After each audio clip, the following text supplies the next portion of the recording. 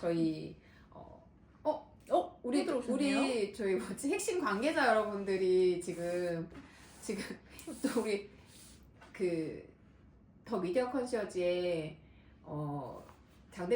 장 박사님이 어저께 채널 개설했거든요, 유튜브에. 아하. 그래가지고 디코드 미디어라고. 네, 요즘에 YTN 나가고 뭐 이런 거랑 신문 다시 보는 거, 저희 제대로 읽기 했었던 거, 이런 거 관련된 부분들을 우리 그때 신문 신청해가지고 나 어저께 남편한테 욕 먹었잖아. 이렇게 뭔가를 보여줄 때는 들고 3초 정도 있으래. 아, 그렇군요. 왜 그렇게 네가 흘러 보여주기 뒤집으면 누가 아냐면 어제 또 남편에게 욕을 먹었고요. 그래서 네. 러블리 데이즈님도 반갑습니다. 저희 앞서 이제 그 잠깐 인사를 나누고 있었는데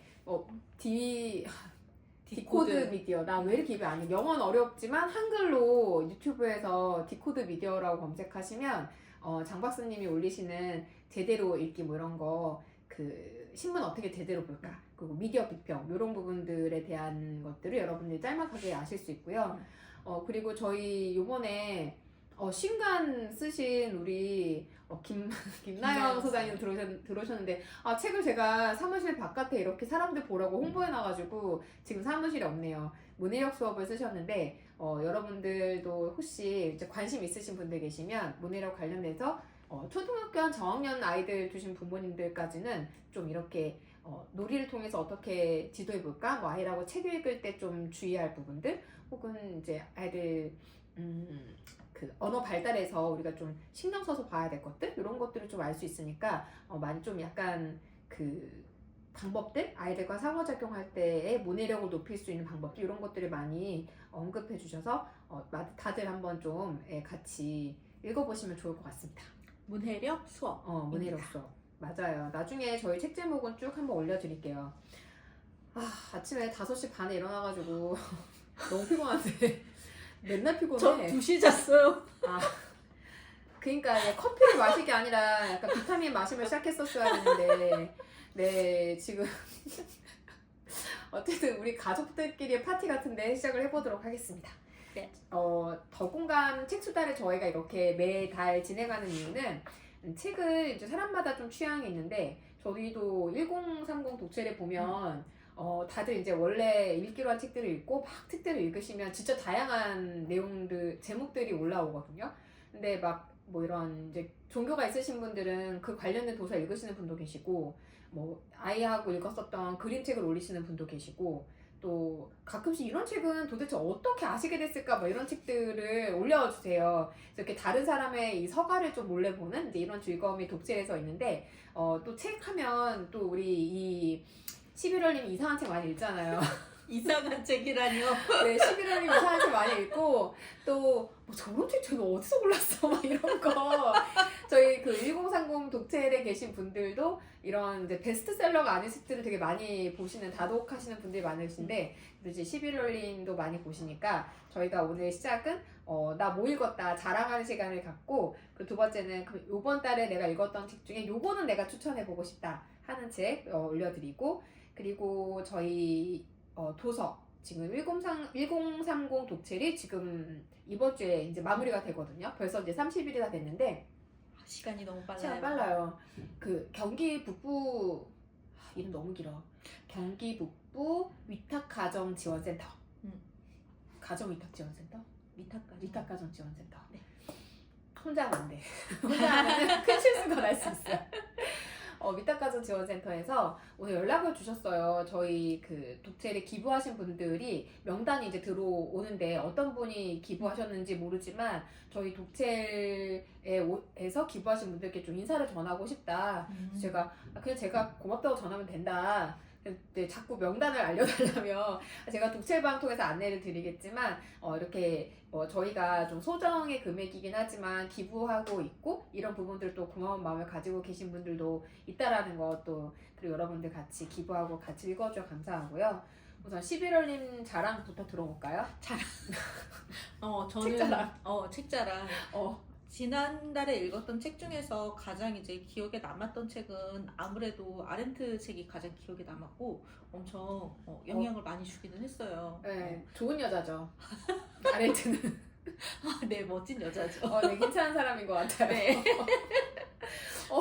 그 독재를 하신 분들이 아렌트 읽고 다음번 아무 책이나 읽어도 다 술술 읽힌다며. 진짜 좋은 분이시죠. 네, 그리고 그 전에 제가 1월 달에 같이 책 읽는 분들 모임에서 12월에 저희가 12월 3일 날 윤석열, 그 계엄 선포를 했잖아요. 그러고 난 다음에 1월 달에 같이 독서 모임 할 때 읽었던 책이 생각의 좌표라는 책이에요.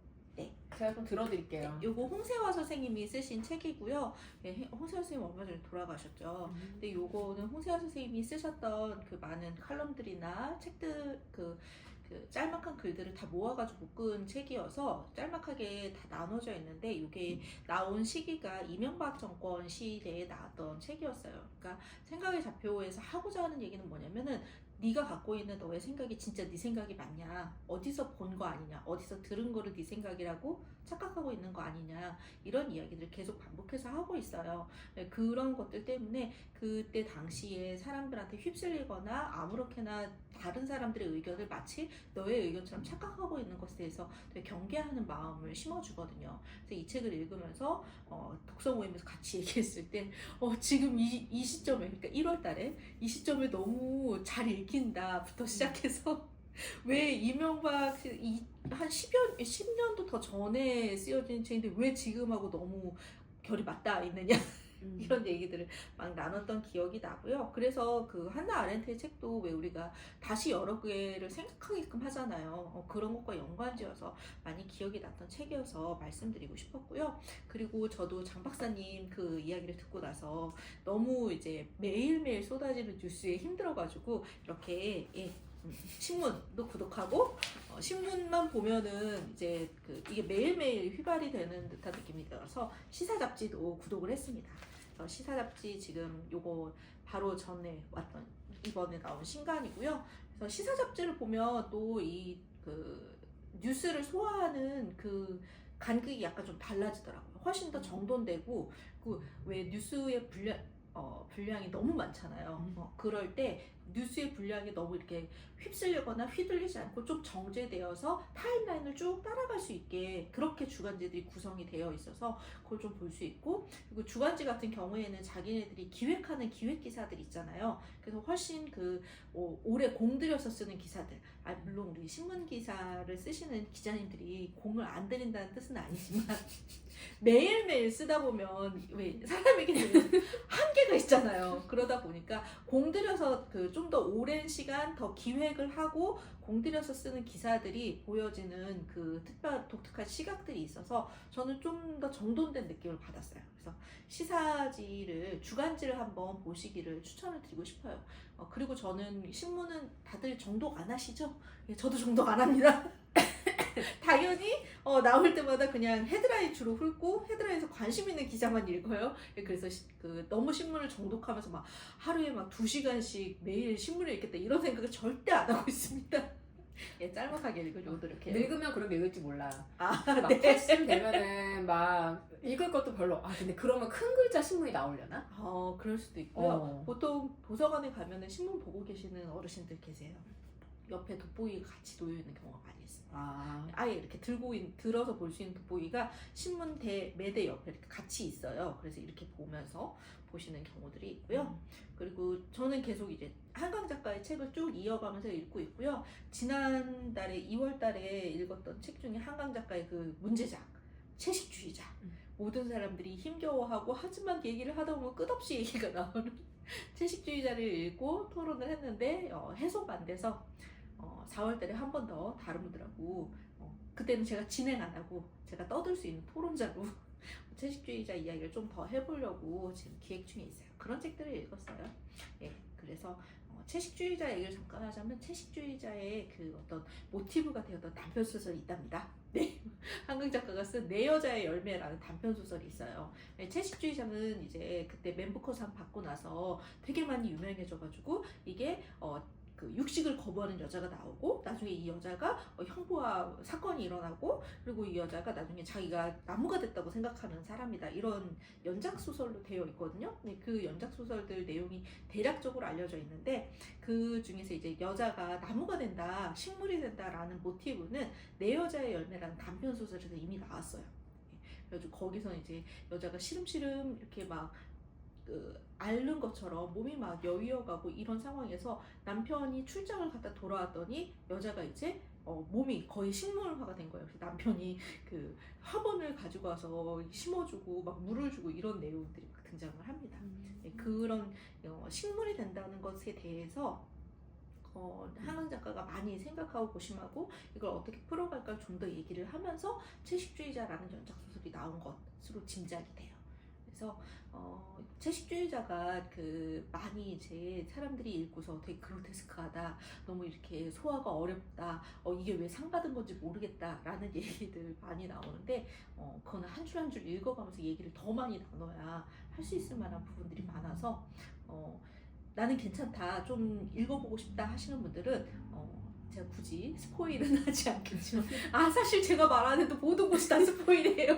채식주의자는 너무 얘기하는 것들이 많기 때문에 뭐 유튜브 화면 이런 것들도 재밌게 얘기한 사람, 뭐 문학적으로 얘기한 사람, 한강 작가의 채식주의자 가지고서는 논문도 엄청 많이 나왔어요. 그때 그러면 약간 추상화 같은 그런 코에 걸면 코 네. 걸이고 귀에 걸고 귀 걸이고 근데 명확하게 보이는 측면이 있어요. 온갖 종류의 폭력에 대해서 굉장히 심하게 거부하는 폭력이 나쁘다라고 정확하게 얘기하고 있는 책이라고 생각하고, 하지만 그 폭력의 주체가 누구인가라고 물을 때는 우리도 결코 자유로울 수 없다. 모든 사람들은 다 저마다의 폭력적인 성향과 폭력적인 행위를 입으로든 말이든 입으로 말 똑같네요. 행위든 모두 다 하고 있다. 이런 얘기들이 다 나와 있기 때문에 그 소설을 읽으면 누가 가해자고 누가 피해자인가가 되게 얽혀 있어요.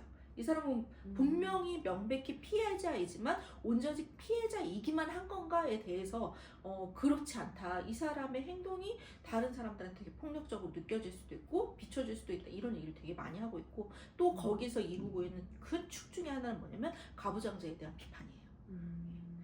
근데 이제 그런 얘기들을 하려면 막 시간이 엄청 많이 필요하고 즐겁게 할 수 있지만 열받으면서도 할 수 있고 다 나는 이 부분 얘기하고 싶었는데 막 얘기할 틈이 안 찾아오고. 그럼 채식주의자 이런 있어요. 작품들은 여성이 읽을 때랑 남성이 읽을 때랑 토론에서 좀 약간 이야기 나오는 부분들이 달라지겠어요. 그러니까요. 저 근데 남성 토론자를 만나기가 너무 어려워요. 안 만나는 게 나을 수도. 남성 토론자를 만나기가 진짜 어려워요. 예, 모든 독서 토론하는 자리에 가면 남성의 그 비율이 훨씬 적고, 그리고 또 이제 그 남성, 특히 채식주의자 토론서 남성하고는 해본 적이 없네요. 너무 안타깝습니다. 아니에요. 우리가 그러면 좀 욕을 먹었을 수도 있어요. 그럴 수도 그런 데 가서 우리 생각 얘기하고 그러면 이상한 여자들이라면 네. 욕을 먹었을 수 있으니까 다행이고. 저 근데 들으면서 궁금한 게 저희가 그 작품이라는 거에 다 이렇게 장르가 이름이 붙잖아요. 뭐 스릴러다 아니면 근데 이렇게 현대, 예를 들면 한강 작가의 작품도 그냥 소설, 뭐 현대 소설 이렇게 이름이 붙는데, 이런 얘기를 들으면 막 사람이 나무로 변해서 나무에 이렇게 화분에 심어주고 물을 뿌리고 이 정도면 거의 중국 무협 드라마에나 나올 정도의 소재라고 생각이 드는데 네. 네, 약간 그럼 환상성이 가미된? 이런 장르의 이름이 있나요? 근데 판타지는 아니잖아요. 그쵸, 판타지 계열로 분류가 안 되기도 하는데 판타지라고 부를 수도 있죠. 현실적이지 않으니까. 되게 리얼리즘적이진 않잖아요. 네, 참 들으면서 좀 복잡하네요. 요즘에는 장르의 경계가 모호해졌다 뭐 이런 얘기 많이 하고 그런 상황일 때 제일 많이 이제 쉽게 접근할 수 있는 방법이 SF 이런 장르 소설 있잖아요. 추리 소설, 스릴러 소설, 뭐 SF 소설 이런 식으로 나오는 그 소설의 그 장르 소설이라고 일컬어지는 분야들은 어떤 특징이 있냐면 보통 사람들이 얘기할 때 어떤 장점이 있냐면 잘 읽힌다, 재밌다 라는 특징이 있거든요. 그래서 순문학, 순수문학 이렇게 얘기하는 것도 사실 좀 어폐가 있기는 하지만 그런 쪽에서는 장르 문학을 뭐 거의 그 순문학으로 받아들여주지 않는 뭐 이런 분위기가 되게 많았다고 하는데 지금은 경계가 많이 사라졌다는 생각이 들어요. 대표적으로 정세랑 작가라는 분은 그분은 장르 소설로 등단을 했는데 순수 그분의 소설을 가지고 순문학이다, 뭐 장르 문학이다 이렇게 구분짓는 일들이 거의 없어진 상황이거든요. 뭐 문학상을 받느냐 마느냐 뭐 이런 것들을 가지고 따지기도 되게 애매한 지점이 있고 해서 그래서 좀 제가 추천드리는 바는 중고등학교 학생들 중에서 소설을 잘 안 읽는다 내지는 책이 재미가 없다 하는 친구들한테 제가 먼저 추천하는 것들은 이 장르적인 성격이 강한 책들을 추천해줘요. 그래서 요번에 중학교 1학년이 된 제 아들한테도 요번부터 같이 읽을 책을 제가 이제 아이가 그 자기 전에 15분 동안 같이 책을 읽기로 했거든요. 어제도 읽었는데 저는 워더링 하이츠를 읽고 아이는 기억 전달자 로이스 로리의 기억 전달자를 읽기 시작했는데 재밌다는 거예요. 읽으면서 15분이 지났는데도 15분 띠띠띠띠 울리고 나면은 그거를 꺼놓고 조금만 더 읽을게 하고 한 5분 정도씩은 더 읽어요. 스스로. 근데 그런 장르 문학이 가지는 장점은 그런 것 같아요.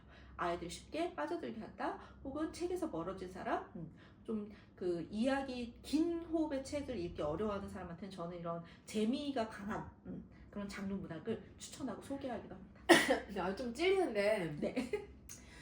제가 저희 큰아들한테 이제 사피엔스 너무 재밌으니까 읽어보라고 줬잖아요. 그리고 남편이 이제 놀란 감독 작품을 좋아하는데 그 놀란 감독의 책이 나와서 남편에게 읽어보지 않겠냐 했더니 자기 책 언제 사주냐고. 남편이 읽긴 읽었는데 이건 글자요, 이거는 이제 종이다 막 약간 이렇게 읽은 것 같아요. 아들은 사피엔스 재밌다고 막 이러더니 한 3분의 2 정도? 이 정도 읽은 것 같은데 좀 저희가 이제 제대로 시리즈에 이제 이번 달에 아이들과의 소통 관련된 부분들을 이제 강의 준비를 하면서 드는 생각이 좀 기준이 너무 독서에서 내가 요구하는 기준이나 이런 게 너무 높아요. 그러면서 어떤 생각이 드냐면 우리 독책 멤버들에게 막 책을 읽힐 때 너무 좀 가학적이었나 내가 그건 책을 그래서 제가 11월에게도 되게 많이 이제 책을 뭐로 할까 이제 많이 물어보는데 이번에도 이제 그 신독 도서를 이걸로 하자 그랬다 까였거든요. 까였고 자기가 1000페이지짜리 책을 읽자는 네. 거예요. 그러시면 안 돼요. 책이 1000페이지더라고요. 근데 이제 그거 그냥 우리끼리 읽자. 그래서 제가 나 좀 이러면 안 되겠다 이런 마음으로 이제 제대로 소통하기 수업을 막 준비하면서 드는 생각이 있긴 했지만 오늘도 한번 그런 생각이 드네요. 아까 저희 시작 전에 질문을 이렇게 좀 올려주신 분들이 계셔서 질문 하나를 이제 기록해 왔는데 이제 고전 문학을 왜 배우는가 이 부분에 대해서 좀 북토크에 책수다에서 얘기를 좀 해달라. 아이들이 이제 중학교 올라가면 고전 시가를 배우잖아요. 아마 제망매가 이런 거 배우는 것 같아요. 근데 우리도 중학교 때 제망매가 배웠나? 관동별곡 배웠어요. 관동별곡 배웠나? 근데 그 관동별곡 고등학교 문학책에 있어. 네. 그 나쁘다니까요. 너무 나쁘다뇨. 너무 길고 그리고 그 사람이 지금 막 금강산 설화산부터 금강산까지 갔나? 그러니까 이게 금강산은 안 가봤는데 너무 거기 자랑을 해. 어딘지 잘 모르겠고. 네. 청간정 이런 거는 가면 있잖아요. 동해 가면 다 그리고 있잖아요. 내가 그래서 있는데 봐도 막 그렇게 감탄할 만한가? 막 이러면서 좀 세대의 흐름에 좀 안 맞는다. 좀 이런 생각이 드는데 왜 우린 그럼에도 불구하고 고전 문학을 배워야 되는가? 이 부분에 대해서 좀 소개 좀 해주세요. 이건 제가 어디서 읽은 건 아닌데 그냥 순전히 제 생각에 제 짐작에 드는 마음은 뭐냐면 왜 그러면 애들이 그 고전 문학을 배우고 막 고어를 배우는가. 중학생은 아직 현대어로 해설된 거를 배우긴 하지만 어쨌든 제망매가 제목부터 제망매가인지 어디서 끊어 읽어야 되는가. 제망매가. 그렇죠. 제망매가잖아요. 그래? 네. 그치. 루이를 잃은 거에 대해서 부른 노래니까 제사할 때 제자고. 아니 근데 꼭 그 제망매가하고 찬 기파랑가랑 같이 배우잖아. 근데 나 너무 그때 배울 때 기파랑은 화랑이니까 잘생겼나? 뭐 이런 생각 이상한 생각 많이 하고 수업 시간에 진짜 죄송해요. 네. 아니 왜요? 그런 생각을 하는 게 훨씬 더 문학 수업을 즐겁게 하는. 시험은 안 나오더라고. 물론 기파랑 얼마나 잘생겼나. 시험에 안 나와. 안 나와. 진짜. 그런 고전 문학을 왜 배우는가? 우선 제 짐작으로는 우선 고전 문학이라는 게 고전 문학이잖아요. 근데 인간의 문화 전승의 개념으로 봤을 때 우리가 인간이 인류가 여태까지 발전할 수 있었던 거는 인간의 문화가 대대로 전승되어 왔기 때문에 발전할 수 있었다 이런 얘기를 하잖아요. 그럼 발전의 역사에서 봤을 때 인간의 문화라고 했을 때 문화의 일부에 문학이 들어가는 거죠. 그래서 배운다라고 저는 우선 짐작을 해요. 그럼 제망매가가 나의 인류 발전에 얼마나 도움이 되느냐 이런 얘기를 하겠지만 그때 당시에는 그게 최신 유행가였을 수 있고 모든 사람의 마음에 심금을 울리는 어떤 인간이라면 가질 수 있는 공통의 정서에 울림을 주는 작품이었다는 거잖아요. 우리가 지금 생각하면 내가 나의 동기간을 생각해 봤을 때 저도 여동생 있고 권 박사님도 여동생이 있잖아요. 여동생이 죽었다라고 생각할 때 느낀 어떤 슬픔, 상실감 이런 거 있을 때 그런 것들을 내가 내 언어로 표현하지 못하지만 유행가 가사에 의탁할 수도 있고 기대어서 나의 슬픔을 좀 더 위로받을 수 있잖아요. 그런 노래가 제망매가였던 거죠. 네, 이 부분을 좀 역사랑 연결해서 생각해 보면 이제 삼국시대에 쓰여진 거잖아요. 이 그 제방매가의 향가가 그럼 삼국시대가 이제 어쨌든 고대 국가의 초창기 모델인 거 아니에요? 우리나라에 생각해 보면. 그리고 그 시기에 이제 언어나 이런 사람들끼리 무리지어서 생활하는 사회성에서 이런 어떤 적은 무리가 아니라 많은 무리들이 이제 이렇게 뭔가 소통을 통해서 관계도 유지하고 또 질서를 지키도록 교육하고 이런 부분에서 어떤 가족 간의 어떤 그런 그 역할이나 아니면 그 사람들 관계에서 우리가 지켜야 되는 어떤 도리들 혹은 뭐 사람과 사람 간의 예의 뭐 예를 들면 이런 인간의 부분에서 이 인간의 어떤 그 고대 인류사부터 쭉 생각했을 때 좀 그런 예의 범절 이런 부분들 좀 고대 국가니까 좀 기틀을 세우는 게 중요했을 거고 그럼 사람들이 그런 인간관계에 대한 이야기를 좀 시작하는 이제 이런 시작점이 그 시기에 되어지지 않았을까. 왜냐면 저희가 가장 먼저 배우는 게 구지가잖아요. 구지가이 한가 그건 고전시가지. 네. 거부가 머리를 내놓아라. 수기어냐 약보려냐 번쩍이기야. 왜 아직까지 외워? 제가 학부는 국문학과인데 네, 우리는 뭐 고전 문학 많이 배웠죠. 교수님들이 고전 문학 전공자들이 많으셔서. 근데 제가 여기하고 연결지어서 들으면서 생각나는 게 이제 이번 달에 읽었던 책 중에 지능의 기원이라는 책이 있는데 이 지능의 기원이라는 책은 사실 이제 저희가 이번에 그 독트에서 읽는 책이 지능에 대한 책이니까 신간으로 나와서 어떤 내용인지 읽었는데 이 책은 약간 지능계의 사피엔스 같은 느낌이에요. 재밌겠다. 그래서 고생대부터 시작해서 이제 지능이 그러니까 아메바부터 시작해서 인간에 이르기까지 지능이 어떻게 혁신을 이루어왔고 왜 그러한 변화가 생겨났는지. 그러니까 사실 어떤 우리가 계속 이렇게 이 생명을 유지하고 계속 뭔가 이 유전자들이 서로 전승되어지기 위해서 그 시기에 이제 이렇게 유전자의 변화가 일어나고 그 결과가 지능으로 어떻게 이제 드러나지는지. 근데 그냥 재미있게 읽긴 했는데 저희를 좋아하는 학자들 많이 나와요. 제가 아직 완독하지 못했지만 스티븐 핑거 책이 나와요. 왜냐면 그 사람이 빈서판? 뭐 이런 언어 관련된 언어학자인가요? 언어학자인데 보통 사람들이 인지심리학자라고 생각하는 경향이 있어요. 그래서 촘스키도 나오고 근데 이런 내용들이 뒷부분에 나오는데 초반에는 이제 이 뇌발달에 관련된 부분들과 인류의 지능이라는 게 여기서 얘기하는 지능은 우리가 흔히 이제 지능검사에서 이야기하는 지능이 아니라 이 인간이 가지고 있는 정말 전반적인 모든 지능을 의미하거든요. 지능검사에서의 지능은 사실 이제 우리가 그 무엇이 지능을 깨우는가에서의 읽을 그 지능은 우리가 흔히 지능검사에서 이야기하는 인간이 살아가는 데 필요한 뭐 언어 능력, 뭐 추론 능력, 뭐 아니면 이제 이렇게 기억력, 뭐 이런 부분들을 지능이라고 본다면 여기에서 지능은 생존을 위한 모든 것들. 예를 들면 이제 여기서 읽으면서 좀 인상 깊었던 게 인간이 제일 똑똑한 지능이 제일 좋다고 할 수 있는가? 동물과 비교해서 해파리나 이렇게 비교해서 각자의 생명에 가장 진화된 존재의 지능을 가지고 있는 개체가 살아남아 있다는 거죠 지금. 그러니까 우리가 최고다라고 말할 수 없다. 이제 여기에서 이제 이야기가 시작인데 여기에서의 지능의 기원에서도 언어 발달이 이제 가장 마지막의 혁신의 단계이고 언어 발달을 통해서 이제 언어가 생기면서 우리가 할 수 있었던 것 중에 뭐 문화를 전승하는 거 뭐 이런 부분들도 있지만 다른 사람의 마음을 추리할 수 있는 거. 이제 이게 마음 이론이거든요.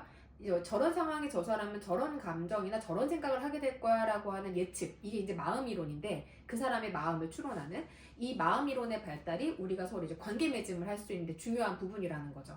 근데 아이들의 마음이 보통 한 10개월, 9개월 정도만 해도 발달되어져 있어요. 그리고 이제 그로부터 초등학교 저학년 이 시기까지 그 상대방의 마음을 추론하고 이해하기 위한 많은 이제 뭐 언어를 갖게 되면서 아주 정점에 이르게 되지만 처음에는 이렇게 이제 몸짓 발짓 같은 눈짓 뭐 이런 걸로 아이들이 이제 마음을 형성해 나가게 되거든요.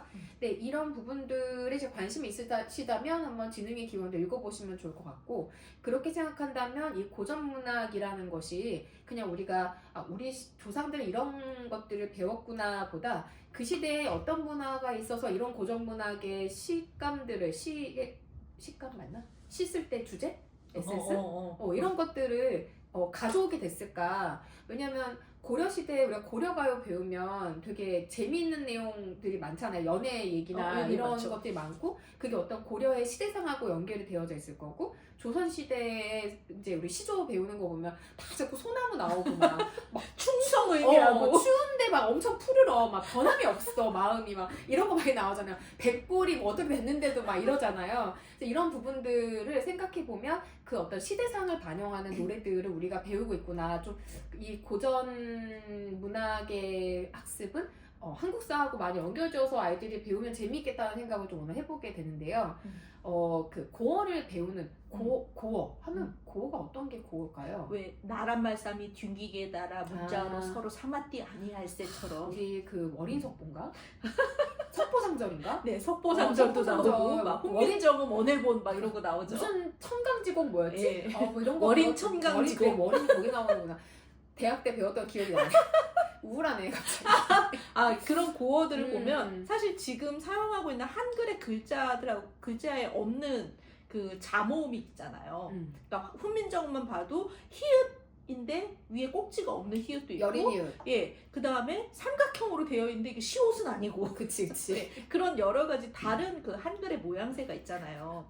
그리고 그때는 녹음기가 없었으니까 그걸 어떻게 발음했을지는 모르지만 그냥 단지 이렇게 발음했을 것이다라고 유추하고 추론할 수 있는 그 학자들의 연구들이 있잖아요. 네. 몇십 년 만에 들은 단어들이. 저희가 좀 그래요. 저희 어, 너무 옛날 사람이야. 맨날 옛날 사람이야. 사람. 발전이 없어. 근데 그 고어를 배우는 이유는 뭐냐면, 우선 저는 그 옛날의 단어, 글자의 모습이 이러했는데 지금 현재에서는 글자의 모습이 이런 식으로 바뀌어 왔다라는 걸 약간 짐작할 수 있게 해주는 게 좋은 이유라고 생각해요.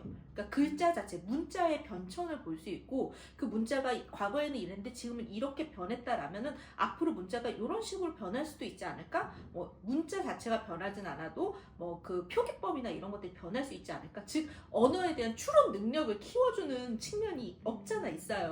예, 그리고 또 하나는 뭐냐면 언어학이 되게 중요한 인문학 중에 하나라고 저는 생각을 하거든요. 이 역사학이나 철학처럼 언어학도 중요한 학문 중에 하나인데, 왜 그러냐면 지능의 기원에서도 분명히 나왔을 거라고 짐작되는데, 인간이 이토록 고도로 발달된 지능을 가질 수 있었던 그 굉장한 그 점프할 수 있는 능력 중에 하나는 언어 능력이라고 저는 생각하거든요. 그러니까 인간한테 언어는 되게 중요해요. 그리고 이 언어라는 게 인간의 발달에도 영향을 주지만 그 언어 자체가 인간의 그 인류 역사와 함께 계속 발전해 오거나 혹은 발전은 아니더라도 변화해 왔잖아요. 그러니까 언어라는 그 툴 자체도 그 툴이 가지고 있는 역사성이 있어요. 그 고어를 배우면 언어의 역사성이 있구나라는 걸 알기 때문에 저는 배운다고 생각을 해요. 이건 어디서 책에서 보거나 누가 얘기한 건 아니지만 제가 짐작해 봤을 때, 언어 공부를 해봤을 때 그런 생각이 들어서 그렇기 때문에 고어를 배우는 거고, 우리가 막 지금은 읽기도 어려운 그 고어로 써있던 걸 요거를 풀면 지금 현재 요렇게 단어가 되는구나를 보면서 어떤 추론 능력도 키울 수 있고, 과거의 모습을 냈고 현재의 모습은 이러니까 앞으로 나중에 내가 없는 미래에도 또 모양이 이렇게 바뀔 수도 있겠다. 이 세상에 영원한 건 없다라는 철학적인 명제까지 갈 수 있지 않을까. 네, 너무 붙이긴 했지만 어쨌든 저는 그 고어를 배우는 건 맛보기로라도 배우는 게 필요하다고 생각을 해요. 특히 후민정음 같은 경우, 한글 같은 경우에는 전 세계적으로 되게 유례가 없는 역사를 가지고 있는 문자잖아요. 예, 문자 얘기는 어디서든 나와요. 심지어 왜 우리 다시 책으로나 프루스트와 오징어를 썼던 메리언 울프 있잖아요. 예, 메리언 울프 책에서도 나와요. 한글에 대해서 나오거든요. 문자에 대한 얘기를 하면서, 언어와 문자에 대한 얘기를 하면서, 그 정도로 전 세계적으로 유례가 없는 글자를 우리가 지금 쓰고 있는 건데, 그러면 쓰고 있는 우리라도 그 역사를 좀 알아야지, 한글의 역사를 알아야지 라는 생각으로 공교육에서 가르치고 있다. 그리고 이게 기본적으로 어떤 한국인 혹은 한글을 같이 사용하는, 한국어를 같이 사용하는 사람들의 공동체성이나 그런 것에 영향을 주기 때문에 배우고 공교육에서 가르치고 있다고 생각을 합니다. 중고등학교 때 이런 얘기를 선생님이 저희 김 소장님도 쓰셨는데, 학교에서 이런 부분을 좀 알려주거나 부모라도 이런 대화를 해보면 좋겠다 이렇게 남겨주셨는데, 저는 어렸을 때도 그렇지만 대학 다녔을 때에도 고전문학이나 고전 시가를 배우는 시간 자체는 되게 즐거웠었거든요. 그러니까 그 글자의 아름다운 모양도 너무 좋았고, 다 이렇게 세로로 쓰는데 막 점도 찍혀 있고 막 그런 게 신비한 문자를 보는 것 같아서, 그러니까 어떻게 보면 어떤 사람들에게 관심이 없는 주제일 수도 있지만, 고등학교 때는 크리스티안 자크인가? 왜 빛의 돌 같은 거 있잖아요.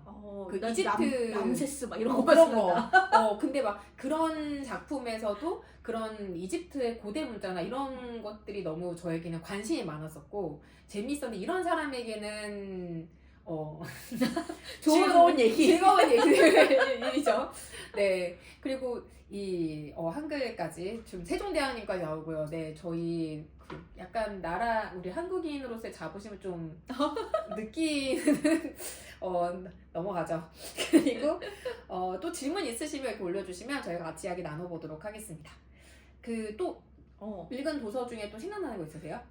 읽은 도서 중에 생각나는 거는 워더링 하이츠 지금 되게 흥미롭게 즐겁게 읽고 있고, 다른 분들도 지금 즐겁게 읽고 계실 거라고 생각해요. 이건 거의 무슨 뭐라고 얘기해야 될까? 교육의 중요성? 막 가정교육의 중요성과 그 애착과 근데 어쨌든 이 주인공들의 불행이 부모가 일찍 죽는 거 시작이 되는 거잖아요. 네, 어른의 부재. 너무 크다고 생각해요. 어른의 부재. 그 당시에 또 왜 이렇게 다 죽어? 막 자꾸 죽어 어른들이. 위생 상태가 위생 상황이 안 좋았잖아요. 많이 죽고 일찍 죽고 그게 너무 당연한 시대였기도 하고. 읽으면서 제일 인상적이었던 부분 중에 하나는 뭐냐면, 캐서린이 린튼 가문에 가서 5주 동안 지내잖아요. 그 5주 동안의 생활로도 이 캐서린의 외형과 자기 자신의 어떤 그 격정적인 성향을 억누르는 힘을 배울 수 있다는 거예요. 단 5주만으로도. 근데 그걸 할 어른이 없어서 지금 사태가 이 지경까지. 우리가 늘 얘기하지만 부모는 오래 살아야 된다. 네, 중요해요. 나쁜 부모 빨리 그게 아니야. 위험하다.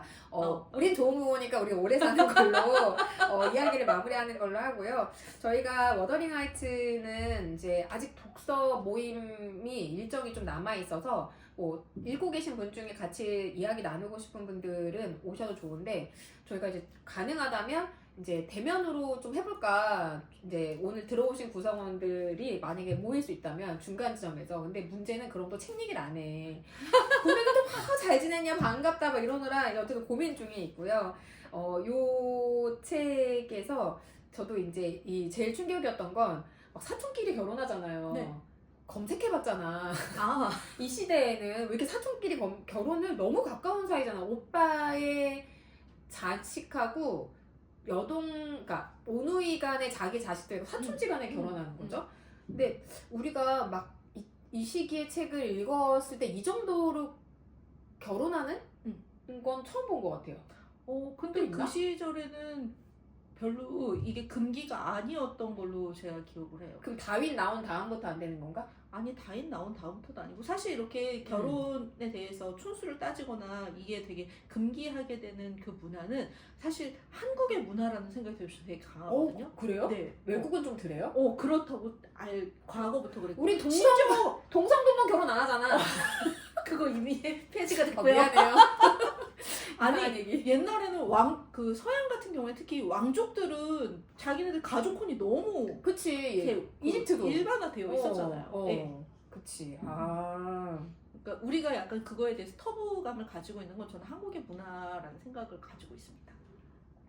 언제 생겼나 궁금하네요. 왜냐면 삼국시대만 해도 막 오노이 정도 아니지만 그 진골 성골 있을 때 어쨌든 그 피를 유지하기 위해서 약간 삼촌하고 결혼하고 이런 거. 선덕여왕도 아마 남편이 올라가져 있는 사람이 사촌, 삼촌인가? 별로 안 멀. 5천 6 하여튼 많이 멀진 않은데 자기가 되게 나이 많은 사람하고 결혼한 걸로 되어져 있거든요. 어쨌든 이거는 그냥 미스테리를 남겨두고 마무리합시다. 저는 이번 달에 읽은 책 중에 우선 소설 중에는 이지스 워튼의 여름이 이제 여러분들도 혹시 밀리 서재 가입되어 있으시면 지금 한 117개인가? 세계 고전 문학 작품에 1번부터 이제 민음사 1번부터 110몇 번인가까지가 들어와 있거든요. 근데 은근히 좀 유용하고 좀 후회되는 게 내가 괴테와의 대화를 왜 샀을까? 거기 있고 우리 뭐였죠? 미드라이프 마인드. 그거 말고 미들마치. 미들마치. 거기서 나왔던 거긴 하죠. 미들마치도 있었던 것 같아요. 그리고 이 이지스 워튼의 여름도 이제 거기에 지금 거의 밀리에서 시타르타 다음이에요. 이 여름이. 민음사 고전 문학 작품 이제 인기도에서. 근데 사실 이제 이 책을 여름에 사람들이 많이 읽잖아요. 작년 여름에 인스타피드 많이 올라오더라고. 근데 그냥 이런 류의 책인지 모르고 있다가 올라왔길래 이제 처음에 이제 로잉머신을 하면서 이제 들었지. 근데 제가 이 로잉머신을 하면서 밀리의 서재 책들을 많이 듣는데 이게 들어야 되는 책이 있고 읽어야 되는 책이 있어요. 근데 이 여름은 읽는 게 나아. 소설은 모르겠어요. 저는 그냥 좀 이렇게 얘기하면 그렇지만 쉬운 책도 있잖아요. 그냥 이게 저도 유튜브를 찍어보니까 드는 생각인데 이게 말로 들었을 때도 괜찮은 게 있고 글로는 눈으로 봐야지만 되어지는 것들인데 이 이디스 워튼의 여름은 꼭 이제 눈으로 보시라는 거. 그리고 만약에 누군가가 우리 이 엄마의 고전의 도서를 내가 이렇게 들었다 한다면 저는 읽었다고 생각하지 않아야겠다 생각했어요. 이게 들은 것으로는 책을 공명이 이루어지지 않아요. 너무 빨리 지나가요. 내가 생각할 틈을 주지 않아. 근데 사실 이제 이지스 워튼 여름에 처음에 30분 정도 듣고 읽어봐야겠다고 생각해서 이제 주말에 쭉 읽었는데 이 책을 추천하는 건 여기 이제 읽으신 분도 계시고 또 읽으실 분도 계시겠지만 여자 주인공의 이야기가 결국은 좀 건강한? 건강한이라고 해야 되나? 아니면 내가 바라는 그런 결말은 아니에요. 그런 결말이 아니고 그로 인해서 되게 여성들이 막 너무 결말이 아쉽다. 왜 저렇게 결말을 냈을까? 너무 지지부진한 상식적으로 끝나는 이런 비난은 아니고 이제 비판들이 비평에 적혀져 있는데 장르 소설이 아니니까요. 이렇게 적혀져 있거든요. 근데 그치 이게 나 처음에 읽을 때 웹소설 같았어. 이 웹소설에 제가 항상 추천하는 저희 솔채님의 작품이 있거든요. 이거 이렇게 꼭 모아야 돼.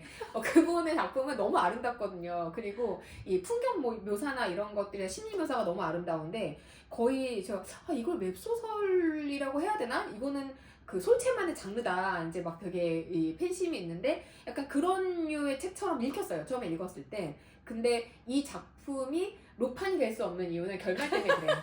소설은 결말이 내가 원하는 게 안 나와.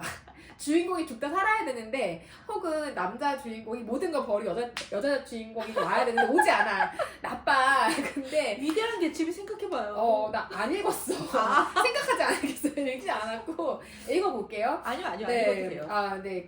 이디스 워튼의 여름은 제가 만약에 젊었을 때 읽었었더라면 사람들이 이야기하는 방식으로 좀 비평했을 것 같아요. 이거 아쉽다. 왜 이런 결론을 냈을까? 작가가 현대 그 시대에서의 벗어나지 못했다. 이렇게 말했을 것 같은데 나이를 먹고 내가 부모가 되어서 읽어보니까 이제 우리 자식을 기르는 부모로서 갖는 이런 마음이 있잖아요.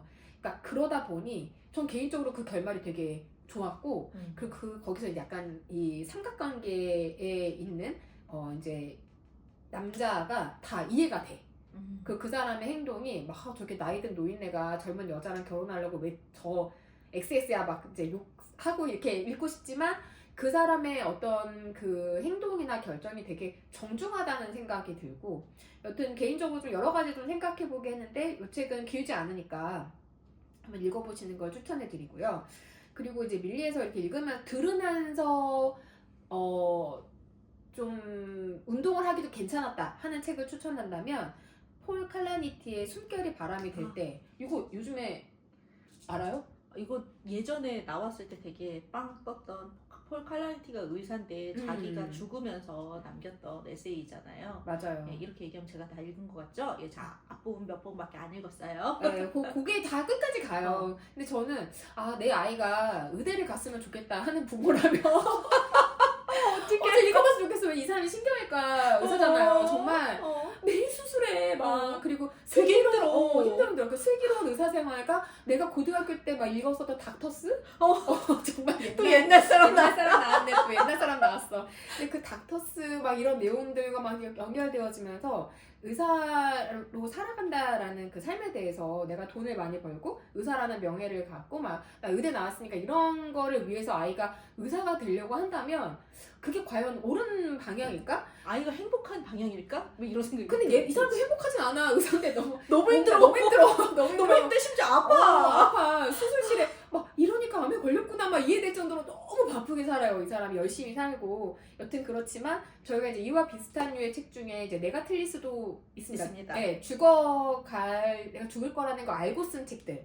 뭐 이 책들 이렇게 떠올려 보면 그 젊은 시절의 인생을 마무리해야 되는 사람들의 마음 이런 부분들을 좀 볼 수 있는 것과 동시에 우리가 이 사람이 내가 얼마나 살리 남지 않았어. 그러니까 의사로서 이렇게 뭔가 돈을 되게 많이 벌고 좀 여유 있어지고가 아니라 레지던트 하다가 이 사람이 이제 레지던트 끝나는 그 시점에 이제 이렇게 되는데 근데 그렇기 때문에 그 시기를 되게 잘 보여주는 것 같아요. 그래서 아이가 의사가 되고 싶다라고 한다면 좀 내용은 좀 그렇지만 저는 이제 어떤 부분이 이 책에서는 좋았냐면 이 사람이 이제 신경외과 전문이니까 뇌졸중이라든지 아니면 이제 사고로 이렇게 뇌 손상이 입은 환자들이 회복시켜서 얼마나 일상에 돌아갈 수 있을까를 고민하면서 이 사람이 이제 가족들의 이야기를 해야 되는 거예요. 그리고 그 안에서 이 뇌라는 게 손상이 되어지면 되게 치명적이고 그러니까 살아있는데 살아있다고 할 수 없는 이제 이런 지경에 이르기도 하는데 과연 이렇게 해서 살아간다는 게 의미가 있을까? 이런 부분들의 질문들이 좀 나와지는데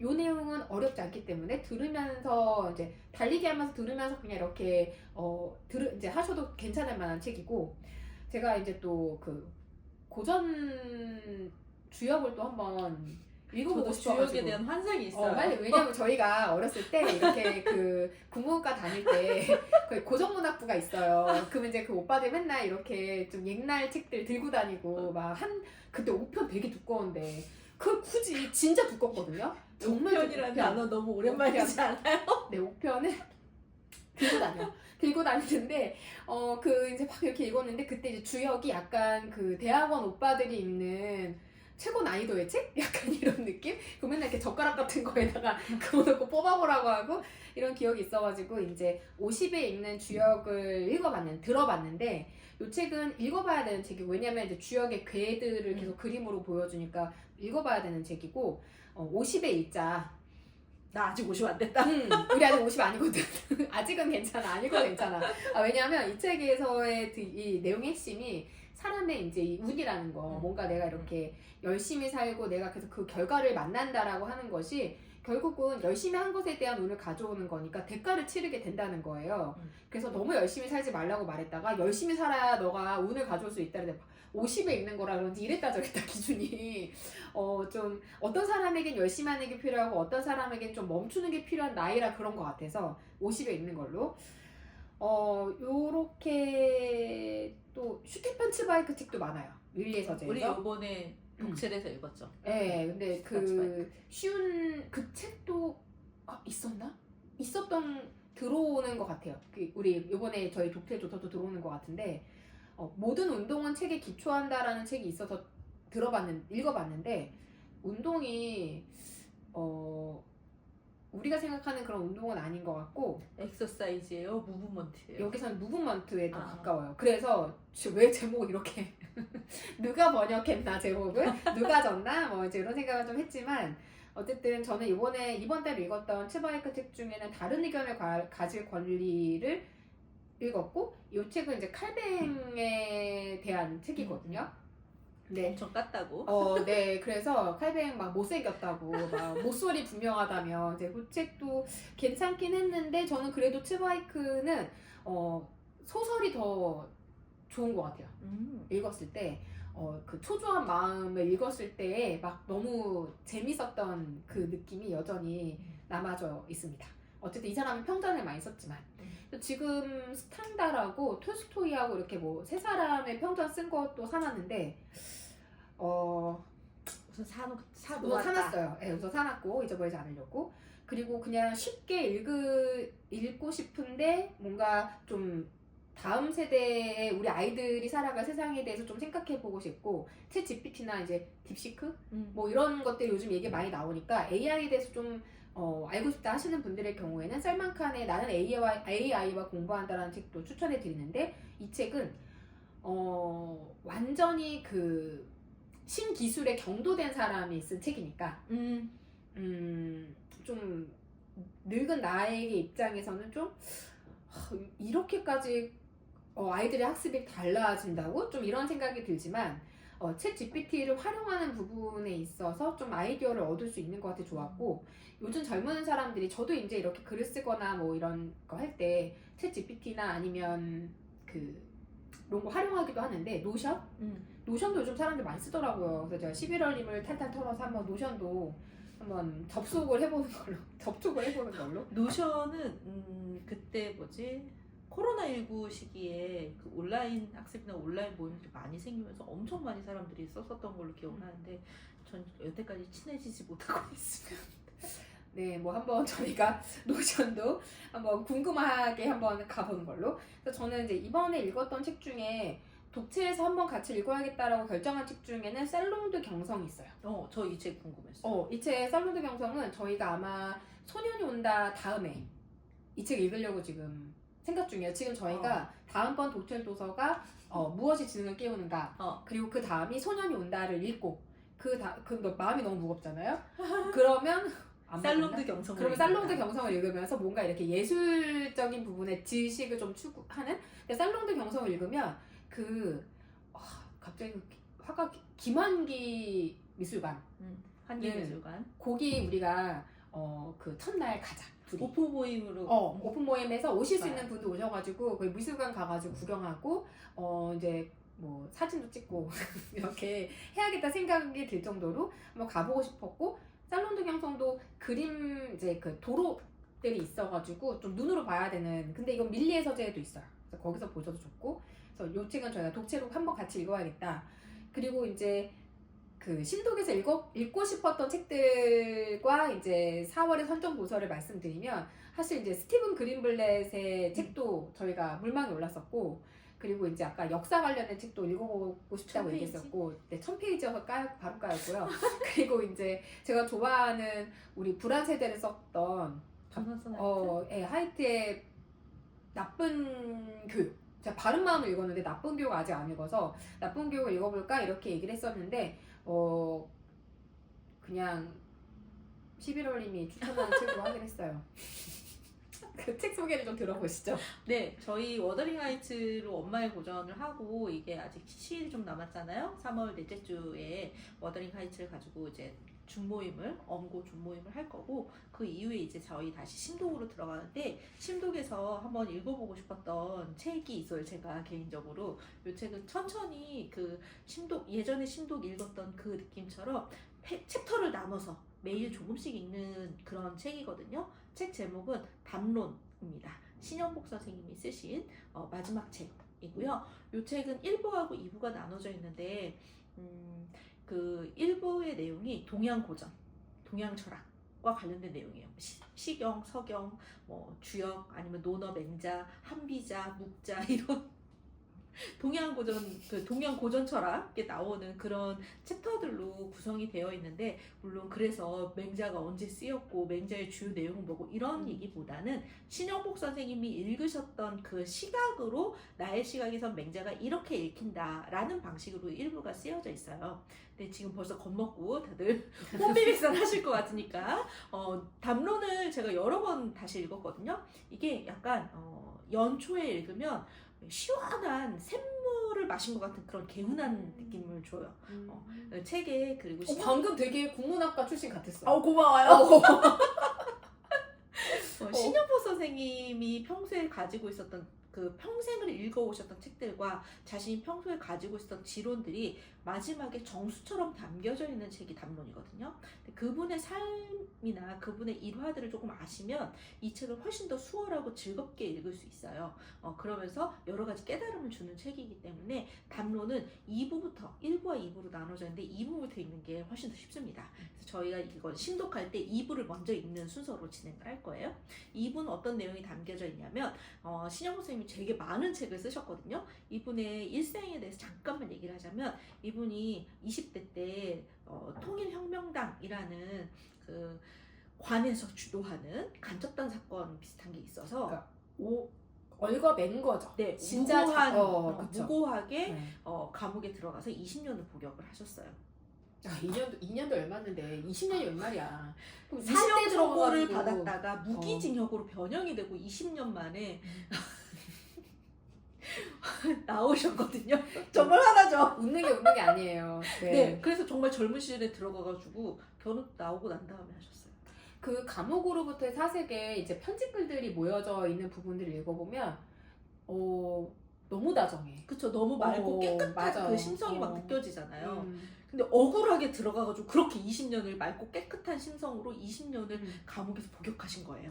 그때 쓰셨던 엽서가 감옥으로부터의 사색이고, 그래서 처음 그 감옥으로부터의 사색이 우리가 보통 책으로 알고 있는 줄글로 되어 있는 책도 있지만 영인본처럼 나와서 그 엽서 모양이 그대로 박혀 있는 것들도 있거든요. 그런 거 보면 그 글씨체도 볼 수 있고, 그리고 엽서 안에 최대한 빽빽히 다 쓰기 위해서 고친 글씨가 별로 없어요. 그러니까 머릿속으로 계속 생각하는 거예요. 한 달 동안 막 이거 써야지 저거 써야지 막 머릿속에 다듬어서 엽사가 한 장이 오면 이게 나중에 검열에 걸려서 가족에게 전달이 안 될 수도 있으니까 그런 내용은 다 빼고 최대한 전달될 수 있을 만한 내용을 쓰는데 칸이 모자라면 옆으로도 쓰고 막 이렇게 테두리를 돌려가면서 쓰고 이런 부분들도 있고, 조그맣게 그림 같은 걸 그린 것들도 있거든요. 그게 이제 감옥으로부터의 사색에 그 엽서들이 묶여져서 사람들 사이에서 이야기되면서 신영보 선생님이 되게 조금 나름 유명해지셨어요. 그러고 난 다음에 20년 복역하고 난 다음에는 성공회대 교수로 가셔가지고 그 전에 하셨던 일이 대학 강사였거든요. 대학 강사, 심지어 육사에서 가르치셨던 분이신데 그런 사상범으로 들어가신 거였거든요. 그래서 그분이 온전히 복권되는 일은 원래 하셨던 일로 돌아가는 거다, 대학으로 돌아가는 거다라는 생각을 가지신 분이 성공회대로 모셔가지고 교수님으로 오래 근무하게 하셨는데, 신영보 선생님 원래 전공은 경제학이에요. 근데 감옥에서 자기 스스로 그렇게 말씀하세요. 감옥에서 나는 감옥의 20년이 나의 대학 생활이었다. 엄청 많은 책을 읽고 동양고전 책들을 주로 이제 읽으신 거죠. 그래서 나오고 난 다음에는 경제학 강의도 하셨지만 그런 인문학 강의, 고전 강의를 많이 하셨어요. 그래서 평소 하시던 그 강의들이 있었는데 그 강의를 여러 번 반복해서 하셨겠죠. 청강생들도 되게 많았고, 근데 본인 이제 병에 걸리셔서 나중에 자기 인생이 얼마 남지 않았다는 걸 아시고 그 평소에 강의하셨던 그 강의록들을 모아가지고 만든 책이 담론이에요. 오늘 좀 그런 얘기 많이 나오네요. 저희 장 박사님도 이 책 담론 있다고 하시니까 그럼 심독에 오시는 걸로 생각하고 있을게요. 그리고 오늘 좀 이런 얘기 많이 나오네요. 그래서 2부에는 그 감옥으로부터의 사색에 대한 얘기나 본인이 일상생활에서 겪으셨던 일상생활에 대한 얘기가 에세이처럼 쉽게 쓰여져 있어요. 그래서 2부를 먼저 읽으시고 그 다음에 1부를 동양 고전에 대한 얘기니까 그 다음에 읽으시면 좀 더 수월하게 읽으실 수 있고, 담론을 읽을 수 있는 제일 쉬운 방법은 뭐냐면 하루에 한 챕터씩 조금만 읽는 거예요. 많이 읽으려고 하지 말고. 그러기에 적절한 분량을 가지고 있는 500페이지도 안 됩니다, 여러분. 짧아요. 몇 페이지인지 물어보려고 했어요. 사실은. 1000페이지 말도 안 되고 500페이지도 안 되는 정말 짧은 페이지 말도 안 되지. 금방 400페이지 나가. 됐던가? 300 몇 페이지였던 것 같은 걸로 저 기억해요. 그때 아까 가격 보니까 10% 할인해서 16,000원대였거든요. 그러면 많이 두껍지 않을 네, 거예요. 맞아요. 네. 하루에 조금씩만 읽으면 된다. 그리고 우리가 왜 저랑 컨셉 이제 주역에 이렇게 환상을 갖고 있다라고 했는데 그 환상뿐만 아니라 논어 맹자 이런 거 40에 읽는 뭐 50에 읽는 주역 읽었다고 하는데 40에 읽는 논어 막 이런 이름 붙어가지고 많이 나오잖아요. 그런 원서를 읽기 전에 신영포 선생님은 자기 나름대로 고전 그 사상들을 어떻게 읽으셨나 이렇게 좀 맛보기 할 수 있는 시간도 될 수 있을 거라고 생각합니다. 요거 읽어보고 맹자랑 논어랑 뭐 있지? 한비자? 뭐 중에 하나 읽죠. 도덕경 뭐 이런 거 도덕경 있잖아요. 이런 거. 그 중에 하나 읽죠. 사실 저희 1030 독채에서 동양 고전 읽는 것도 한번 해보자. 이제 이거 저희들의 계획 중에 하나인데 가을쯤에 한번 읽어보면 좋지 않을까 하는 생각이 듭니다. 저희 40분만 하기로 했는데 역시나 거의 1시간이 다 되어가고 있어가지고. 그리고 제가 그랬잖아요. 아니 근데 이게 막 1시간 넘어가면 배가 너무 고파 12시란 말이야. 밥을 먹어야 되니까 오늘 이 정도에서 마무리 하려고 하는데요. 나 얘기하려고 했었던 책 중에 하나 남았어. 다음 독채 얘기도 아직 자세히 안 했어요. 진짜? 저희. 다음 독재 도서는 무엇이 지능을 깨우는가. 무엇이 지능을 깨우는가. 이 책은 지난번에 간단히 소개해드렸는데 사실 요거는 지능에 대한 얘기여서 독채 멤버들을 대상으로 요거는 지능검사의 지능인데 사실 이 책이 이제 나온 지 좀 되어졌기 때문에 이 웩슬러 지능검사의 옛날 거 그 좀을 가지고 이제 쓴 책이거든요. 그래서 관심 있으시다면 IQ 이제 우리가 흔히 이야기하는 이제 웩슬러 지능 검사에 대해서 좀 소개하는 무료 특강을 열겠다. 들어오시다면 왜 그런 어려운 길을 또 가시는 아니야, 거죠? 맨날 하는 건데 뭐 지능 얘기를 한번 본격적으로 풀어보겠다. IQ 이거를- 이러면 다들 관심 너무 많지 않나요? 내 아이의 IQ 막 이런 거. 모르는 게 나을 수 있어. 가끔씩 이제 똑똑한 애도 왔다 가면 검사하는데 지능 검사하는데 영재도 왔다 가면 우리 집에 되게 한심하잖아. 막 괜찮나 쟤는 막 저래도 되나 이런 세상에 뭐 여튼 근데 지능에 관련된 책에서 제가 이 책을 선정한 이유는 아이들의 지능이 물론 이제 개인 내적인 어떤 부분들이 있지만 환경의 영향을 많이 받으면서 변화되어지고 이제 그게 어쨌든 후천적 공부머리 성장법을 쓰게 된 어떤 모티브이기도 했죠. 근데 그렇긴 한데 이 지능 검사에서 저희가 가지고 있는 오해들, 그러니까 요즘에 너무 이제 이 사교 시장에 지능 검사가 들어와서 저희가 좀 이제 잘못 알고 있는 그리고 너무 허황되게 생각하고 있는 이제 이런 부분들을 저희 이 독채를 하는 동안에 여러분들께 좀 이야기도 드리고 궁금한 점이 있으시다면 또 이제 그 부분에 대해서 좀 응답도 하는 이제 이런 시간을 다음번 저희가 이제 4월에 이제 주로 4월까지 읽게 될 책인데 이 책을 이제 좀 이야기하고 성인 지능 검사는 저 하지 않습니다.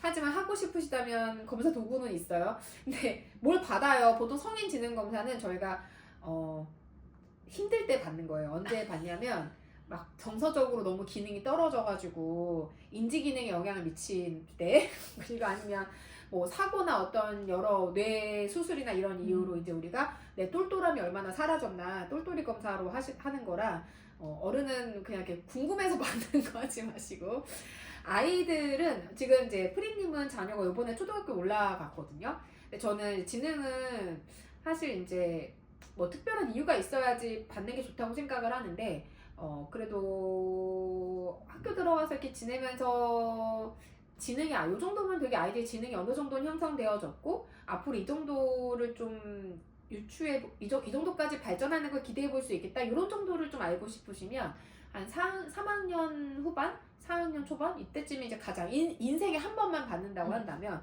그때가 제일 좋고 진로와 관련되어서 받고 싶다고 하신다면 좀 더 좀 더 나중에 한 5학년, 6학년 이때쯤에도 괜찮다고 생각이 듭니다. 그리고 그 김래영 소장님 똘똘이가 아까 퇴색된 게 아니라 그냥 이제 우리는 늙어가지고 노화. 우리가 이제 지능에서 가장 빨리 떨어지는 영역이 이제 이 기억력하고 처리 속도거든요. 늙으니까 이제 우리가 50 다 돼가서 그러니까 괜찮아요. 만나서 얘기 나눠보면 그 정도는 멀쩡하시고요. 그리고 어른의 영향력을 이제 책 읽고 있는데 이 책은 사실 저희 제대로 읽기에서 소통 부분들을 얘기해 보려고 구매한 책이에요. 현명한 어른의 피드백은 무엇이 다른가에 대한 책인데 이런 류의 책에서의 내용에서 제가 늘 드는 느낌이지만 현명한 어른의 피드백은 현명한 어른의 피드백이지만 어쨌든 그거는 집에서 하는 건 아니야. 현명한 어른의 피드백이지 현명한 부모의 피드백이 아니에요, 이 책이. 그래서 어른의 영향력이라는 제목이 너무 다행이다. 이게 부모의 영향력이 아니잖아. 근데 이게 부모라서 자꾸 이게 부모의 영향력을 내가 읽고 있는 거예요. 아, 내가 이렇게 해주면 괜찮을까? 저렇게 해주면 괜찮을까? 네, 이 부분의 내용들을 저희가 이제 제대로 읽기에서도 같이 이야기 좀 나누게 될 텐데, 제가 이 책에서 공감하는 거 한 가지 뭐냐면, 요즘 세상에 이제 아이들의 어떤 정서나 이런 그 행복감? 이런 부분들을 되게 중요하게 생각하다 보니까 당연히 해야 되는 훈육 부분에서 부모들이 되게 좀 위축되어지는 부분들이 있어요. 내가 아이의 애착을 어그러뜨리는 거 아닐까? 스트레스를 받으면 우리 아이가 좀 잘못되지 않을까? 근데 사실 사는 게 스트레스고 생죽고 그럼 이게 그냥 태어나는 순간부터 고통이야. 근데 아이들이 이거를 이렇게 환상을 가지고 막 편안하고 즐겁게 살도록 끌어주는 거? 이게 과연 이렇게 온실에 두는 게 우리들의 역할인가 이 부분을 좀 생각해 보게 됐고요. 이 책에서는 이제 우리들이 계속 높은 지원과 동시에 높은 지지도 할 것을 되게 많이 요구해요.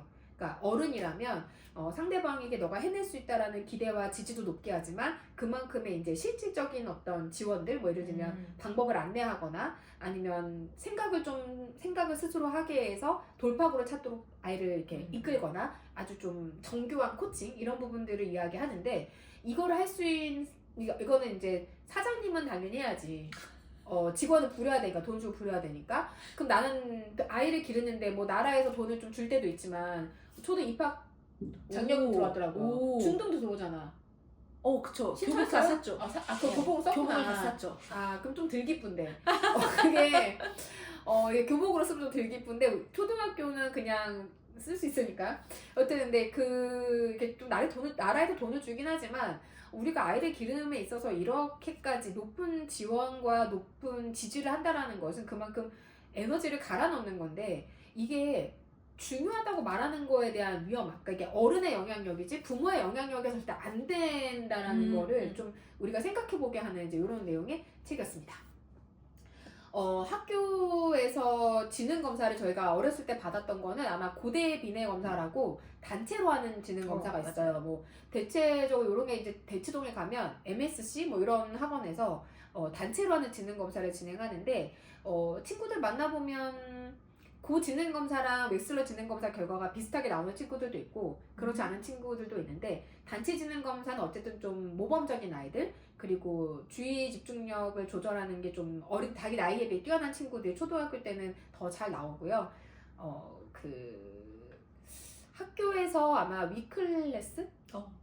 여기에서도 검사를 해주는 곳이 있기도 한 걸로 제가 알고 있는데 예를 들면 특수교육 대상자인 아이들의 경우에 만약에 지능검사를 뭐 받아야 되면 교육지원청에서도 지원해주는 경우들이 있는 것 같아요. 이건 학교에다 이제 문의를 좀 해보셔야 될 것 같고 궁금하신 사항이 있으면 언제든 물어봐 주셔도 좋습니다.